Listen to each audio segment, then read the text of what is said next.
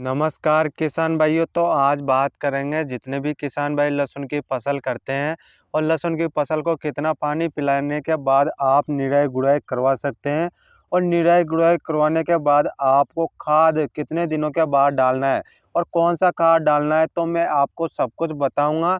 तो आप किसान भाइयों को इस वीडियो को शुरू से ले लास्ट तक देखना है।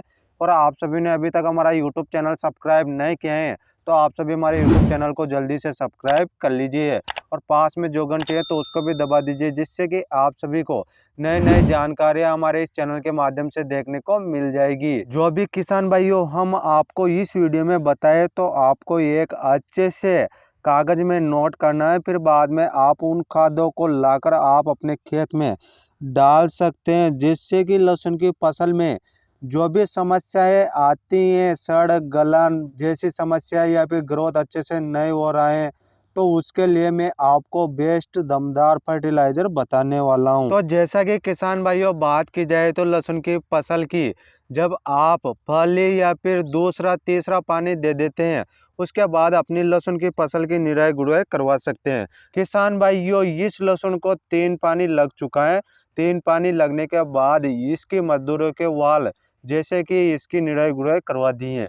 निराई गुड़ाई करवाने के बाद आप किसान भाइयों को 10 से 15 दिनों तक अच्छे से लहसुन की फसल को धूप लगवाना है, जिससे कि जो भी नमी है वह अच्छे से निकल जाए, अच्छे से कचरा सूख जाए।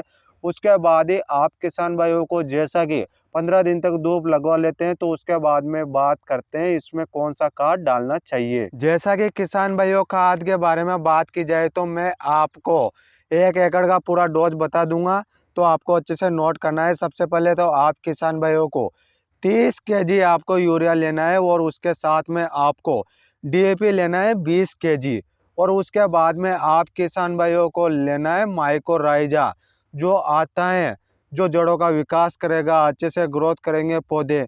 तो उनके लिए आप किसान भाइयों को 1 एकड़ के लिए 10 केजी आपको माइकोराइजा लेना है। उसके बाद बात करते हैं जैसे कि लहसुन की फसल में जो सड़ गलन की समस्या आती है, फंगस लग जाता है, तो उसके लिए आपको फंगिसाइड लेना है जो थायोफेनाइट मेथाइल 70% WP फॉर्मुलेशन में आता है, तो आपको वह फंगिसाइड लेना है 1 केजी।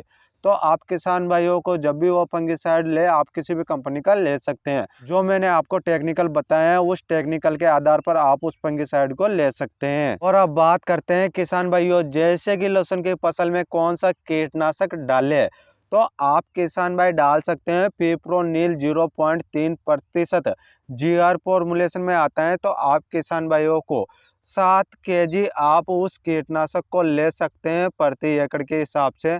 आपको कंपनियों के ऊपर नहीं जाना है, जो मैंने आपको टेक्निकल बताया है उस टेक्निकल के आधार पर आपको वह कीटनाशक लेना है। जब आप किसान भाई इन सभी खादों को अच्छे से मिक्स करके जब आप अपनी लहसुन की फसल में डाल देते हैं तो लहसुन की फसल में किसी भी प्रकार के सड़ गलन और रोग भी देखने को नहीं मिलेंगे और ज़मीन में जो कीड़े होंगे तो वह भी अच्छे से कंट्रोल हो जाएंगे और आपकी लहसुन की फसल अच्छे से ग्रोथ करेगी, बढ़वार करेगी और किसी भी प्रकार के रोग और कीट देखने को नहीं मिलेंगे।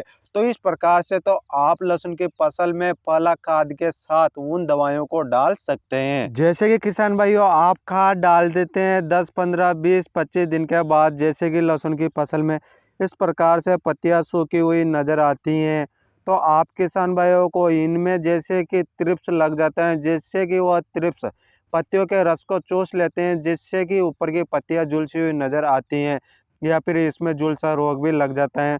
तो उसके लिए आप किसान भाइयों को 1 कीटनाशक लेना है और 1 फंगिसाइड लेना है। 2 दवाइयों का आप यदि ऊपर से स्प्रे कर देते हैं तो आपकी जो भी लहसुन की फसल में जो पत्तों में त्रिप्स झुलसा रोग है तो वह दोनों अच्छे से कंट्रोल हो जाएगा। तो आप किसान भाइयों को मैं टेक्निकल बता देता हूँ कीटनाशक दवाई का।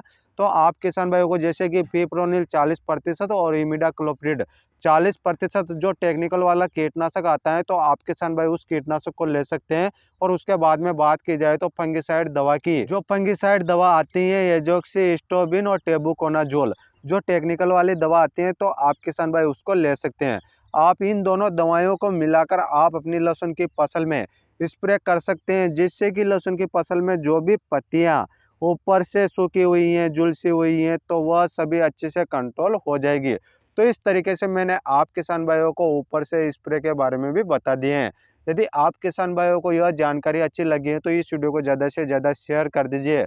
हमारे राजस्थान में जितने भी किसान भाई लहसुन की फसल करते हैं तो उन किसान भाइयों को भी यह समस्या आने वाली है, और वह भी पहला पानी के साथ जब भी निराई गुड़ाई करवाए तो उनके साथ आप पहला डोज डाल सकते हैं और अच्छे से पैदावार ले सकते हैं। और आप सभी ने अभी तक हमारा यूट्यूब चैनल सब्सक्राइब नहीं किया है तो जल्दी से सब्सक्राइब कर लीजिए, और पास में जो घंटी है तो उसको भी दबा दीजिए, जिससे कि आप सभी को नई नई जानकारी हमारे इस चैनल के माध्यम से देखने को मिल जाएगी। और आप किसान भाइयों का कोई भी क्वेश्चन या सवाल है तो आप हमें कमेंट कर सकते हैं, हम आपका कमेंट का रिप्लाई जरूर करेंगे। फिर मिलते हैं अगली वीडियो में। धन्यवाद किसान भाइयों।